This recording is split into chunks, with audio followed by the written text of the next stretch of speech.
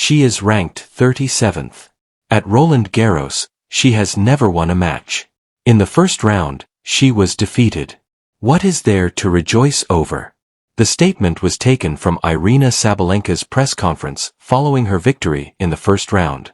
The world number one most likely didn't give it much thought. It was a flippant dismissal.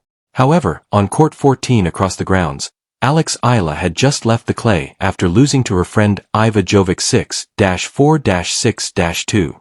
The Philippine flags were still being folded, and Laban Alex's chants were still fading. Then she heard Sabalenka's words. The tennis community anticipated that she would remain silent, smile, and accept defeat with grace. Rather, Alex Eala made an unexpected move that has the WTA in disarray, the fans split, and the world number one's phone ringing with unexpected notifications. France's Paris. Roland Garros Press Center, May 26, 2026, 5:17 p.m. With 12 words, Aryna Sabalenka ignited a flame that would burn for days as the world number one sat behind a jungle of microphones, her diamond earrings catching the flash of 100 cameras. I'll set the scenario for you. The Belarusian had just defeated her opponent from the first round, 6-4-6-2, with little effort. The questions concerning her form, her level of fitness, and her route through the draw were also standard. A reporter then inquired about the players who had previously been eliminated, the upsets, and the early withdrawals that had left the draw open. Sabalenka gave a shrug. She is ranked 37th. At Roland Garros, she has never won a match. In the first round, she was defeated. What is there to rejoice over? Everyone in the room laughed. A few reporters gave a nod. Although Sabalenka did not specifically name Alex Eala, everyone in the room understood who she was referring to. The 21-year-old who had just lost to her friend Iva Jovic, 64-62, on a gray court 14 while the world number one played under Philippe Chatrier's lights, the Filipino who had destroyed ticketing systems from Melbourne to Madrid, and the Eala effect that had transformed stadiums into seas of Philippine flags. The remark was like throwing a grenade into a silent room. A young woman named Alex Eala heard every word as the reporters scribbled frantically. The camera panned in, and across the grounds, in a little locker room where defeat still loomed large. Sabalenka had already confronted Eala, not in a game, but on practice courts, in public areas, and in the quiet times when deference is earned. They had smiled at each other in the player lounges and trained with the same hitting partner. On social media, Sabalenka had even referred to her as having queen behavior, a brief but seemingly sincere moment of public praise. However, the princess was going to tell the queen that she had forgotten her own compassion on this particular day, following a first-round defeat. Eala got off the bench. With her hands joined and her lips moving in silent prayer, Riza, her mother, observed from the room's corner. Her tournament was over, her ankle was wrapped, her racket bag was packed, but her battle had only just begun. "Get my phone," she muttered. "I have a statement to make." The competition had moved on to the next round, the locker room was empty, and the trainers had left. However, in the stillness of the evening, Alex Eala made a choice that would convert a casual dismissal into a full-fledged firestorm while she was by herself in her hotel room with her mother asleep in the adjacent bed. At 11:47 p.m., the post was published. Just words, black text on a white background, harsh and unapologetic. No picture, no video. To be clear, I've never begged for recognition or celebration, but I won't stand by while someone minimizes the struggles of every player outside of the top 30. There was silence in the room.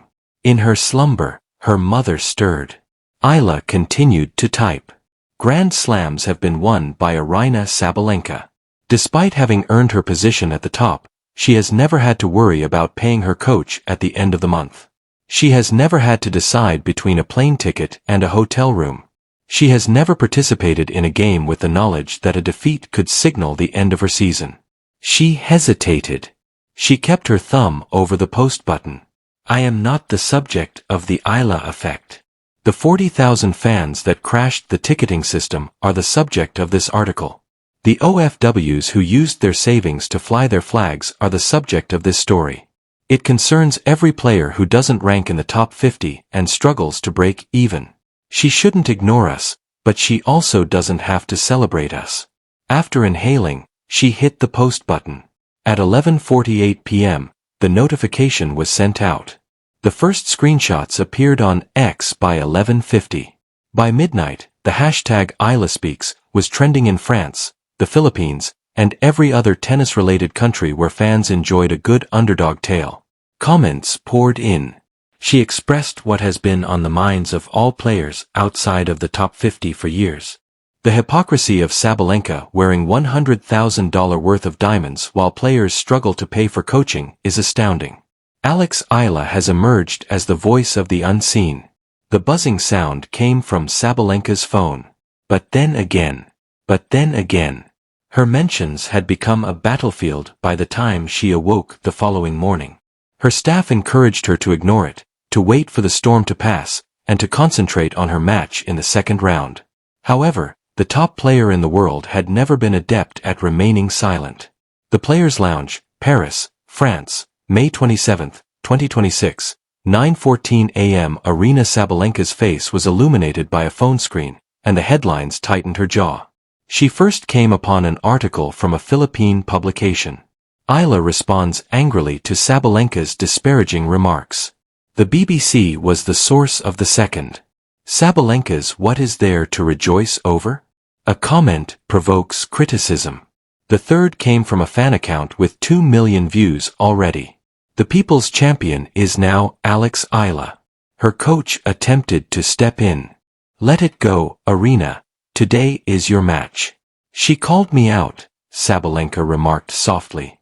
"In front of the whole globe. And she is entitled to. You brushed her off.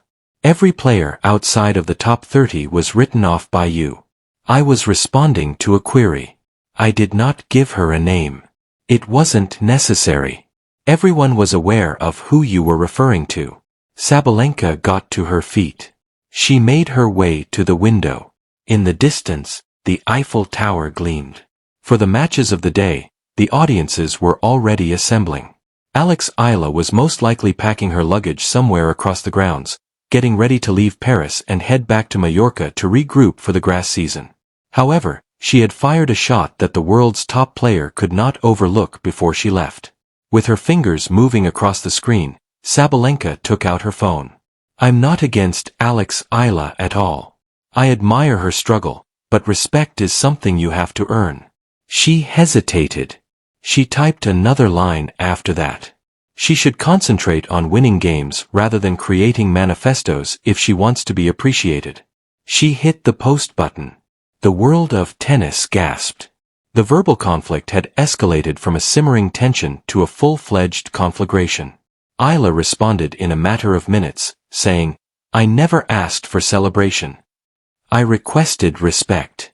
There's a distinction. You'll comprehend when you're not playing." Less than an hour had passed throughout the conversation.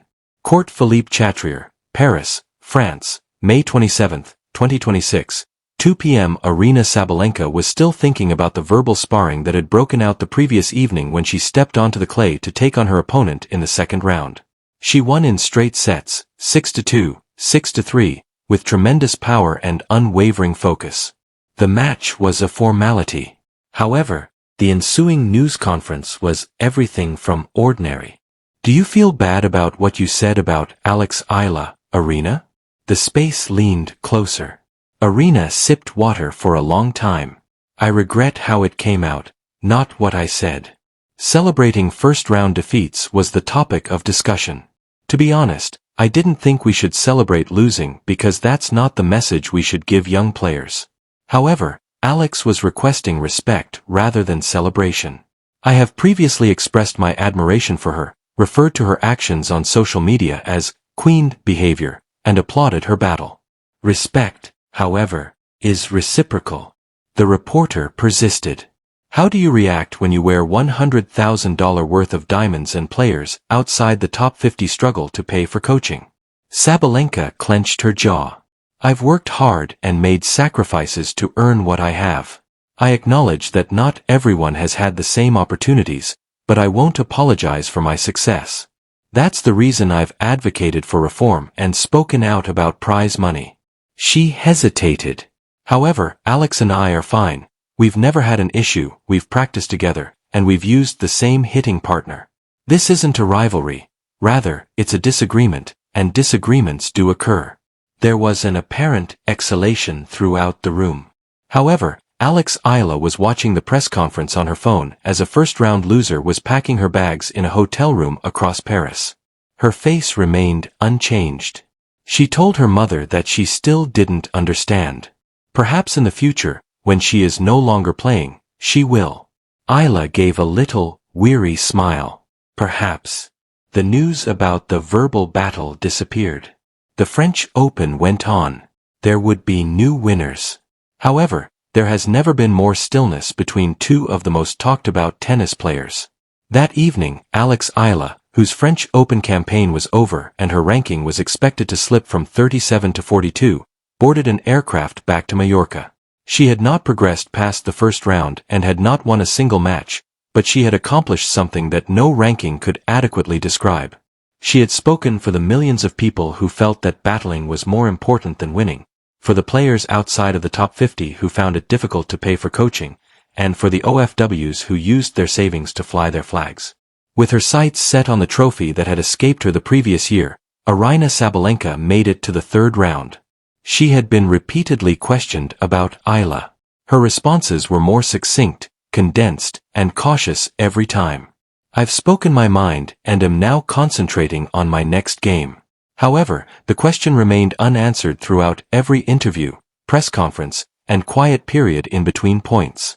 When a player with everything dismisses a player with nothing, what happens? As it happened, neither a press release nor a social media post contained the solution. It was evident in the 40,000 spectators who had crashed a ticketing system to witness a first-round loser fight, in the flags that kept waving, and in the cries that kept reverberating. The Eala impact was about connection more than victory, and no amount of disparaging remarks could break that connection. The remaining question is easier to answer than it first appears. Will Aryna Sabalenka remember the players she dismissed or the first-round loser who reminded her that some victories are not measured on a scoreboard when she reflects on this moment years from now, the Grand Slam she won, the #1 ranking she held, and the champions she defeated? For more stories that go beyond the score, leave a comment below and subscribe to Court Legacy.